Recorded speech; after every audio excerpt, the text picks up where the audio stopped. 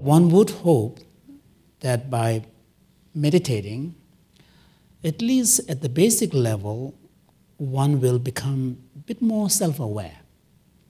Because in meditation, you're not only quietening your mind, you are in some sense taking a reflective standpoint. Because normally, if you don't meditate, we are constantly reacting to a situation, and we are just being taken by the tide or wave. Meditation allows you to take a step back, be reflective, take a stand, and observe. So you learn to, kind of disengage and learn to be an observer. And in this way, you begin to see certain patterns in the way you think, the way and many of our habitual thought patterns are formed quite early. And it's difficult for us to see because they're such an important natural part of who we are. But by meditating, we begin to see those patterns and the quirky things that you as an individual do. So you become more reflective. And that's the idea that if you are really meditating, whether it is mindfulness type practice or whether it is compassionate type practice, whatever it is, all of these meditation practices require a quietening your mind at the beginning and taking that stance and standing back and giving yourself that space. I think then these ego issues will become more and more obvious to you.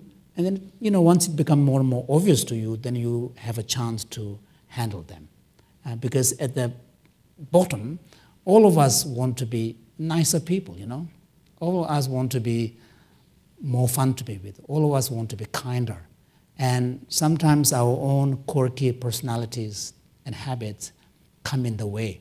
And here, I think meditation can really help. Because one thing that, particularly the modern mindfulness meditation, one amazing power of that is teaching individuals the skill to have this meta-awareness, to step back and observe what's happening in the theater of your mind.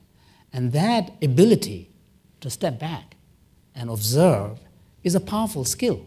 Because, and I would argue this is exactly the reason why mindfulness-based cognitive behavior therapy is proving to be quite effective in prevention of relapse of depression, because often relapse of depression is aggravated by ruminations. And ruminations are spiral thinking. You start believing in the story that you tell yourselves, whereas mindfulness, if you meditate it, cultivate it, it teaches you the skill to catch yourself and then step back and say, well, this is just a thought. This is just a thought, and observe it. And it immediately cuts that spiraling energy so that you don't get sucked into this. And that's the reason I would argue that's probably one of the main reasons why it's proven to be quite effective in preventing relapse. Not so much treating, but preventing relapse of depression, because it helps you deal with rumination. Yeah, that makes sense to me.